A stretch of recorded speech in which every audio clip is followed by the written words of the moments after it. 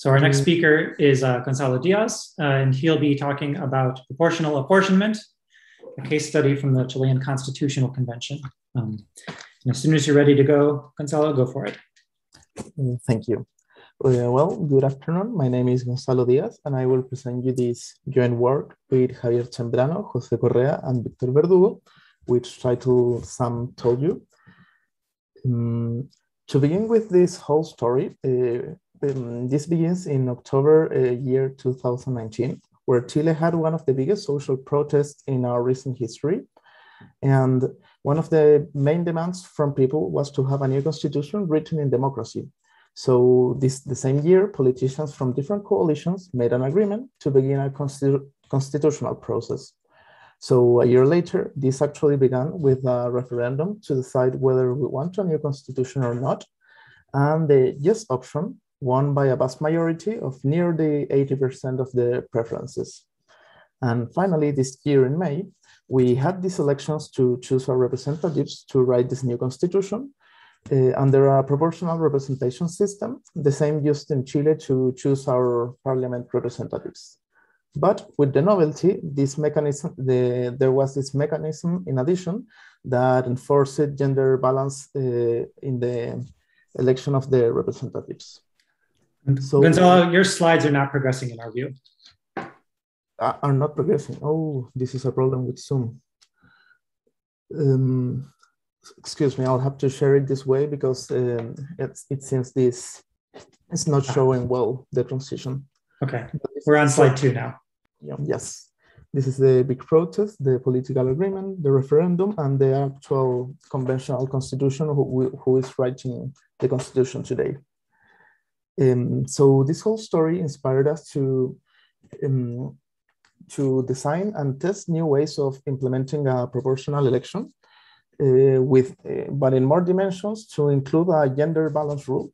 So to begin with the one-dimensional setup for proportionality, the goal here is to allocate a certain amount of seats to the different lists proportional on their votes. So to work this through an example, let's suppose we want to allocate 10 seats to 3 different lists with the votes shown here. And a way of doing this is choosing a suitable multiplier to scale our vote vector. And this way we preserve the proportionality of the votes. It adds up to 10, but it has the problem that it's not feasible because we cannot allocate a non-integer number of seats, of course. And the way of solving this is with the division method from Mr. Jefferson and Hunt. And we also have to choose now again a suitable multiplier. There's more than one multiplier that works to scale again our vote vector and use a rounding rule, specifically a downward rounding rule to scale down our vector. This is, by this definition, a proportional apportionment, which is unique. This is the same method used in Chilean elections in each one of the 28 districts, and the same method used for the Constitutional Convention, but with this added greedy gender balance mechanism, in addition to enforce that the same number of men and women are chosen in every district.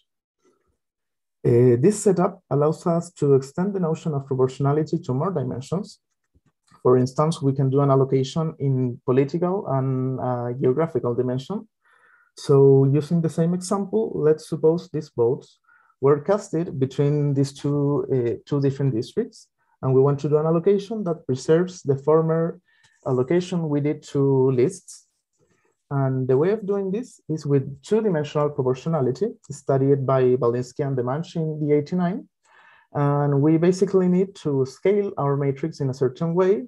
And in this case, with 2 sets of multipliers, the lambda multipliers, 1 for each list, and the mu multipliers, 1 for each district. We now scale our matrix, we round it down, and we obtain our apportionment. This apportionment is guaranteed to exist under mild conditions, and it's unique as well. And in the same sense, we extend the notion of proportionality. We can keep doing this to more dimensions. This is what Zambrano et al. Did in a work this year. But we particularly care about a 3rd dimension, which is gender, to implement our methods in a different way. So from this setup, it came all of our proposals to the constitutional convention method. The first one is the biproportional method, which creates a local apportionment of list gender in every district. So it works in the same way as the Chilean method, but instead of doing just a list allocation, it does this biproportional list gender allocation. So it implements the parity in a different way. The next one is the three proportional method, which creates now a global apportionment, not a district level apportionment, which tells us how many seats correspond to each list in each district and to each gender. And this method allows two interesting extensions. The first one is a threshold, in this case, a 3% threshold. So it filters out the list with less than 3% of the national votes. So this way, two tiny lists don't get representation, and we don't incentivize the degradation of bigger lists. And another, this is something not a novelty of us, but something used in countries like Germany, New Zealand, Bolivia, among very others. And another feature is the plurality condition, which means we enforce that the most voted candidate in each district gets chosen. And finally, these two features, this is a novelty of our work. We extended the proof of Chambrano et al. Of the existence of the apportionment, studying the linear program that finds this apportionment. And finally, these two features can be combined again in a new method.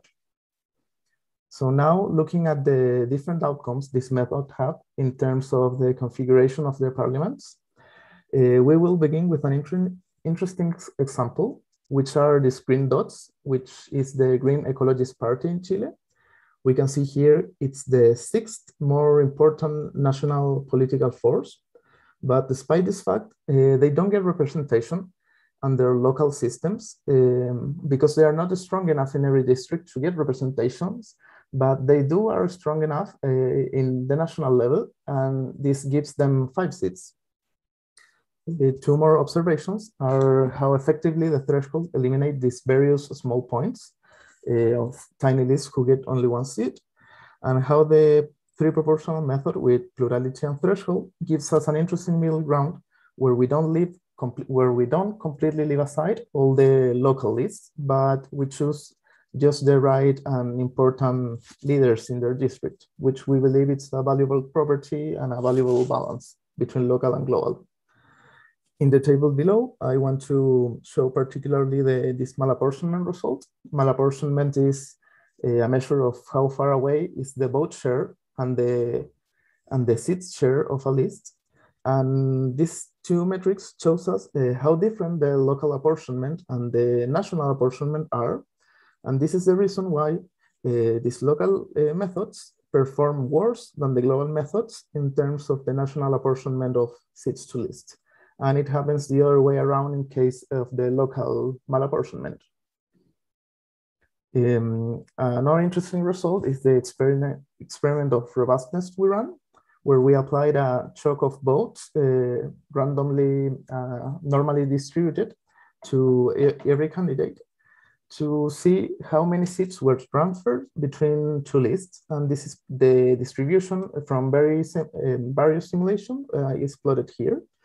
And it's easy to see how the local methods are much more sensitive to random shocks than the global ones. And in particular, the method with thresholds are the least sensitive to shock in votes. So the results of the election doesn't change much under these systems with thresholds.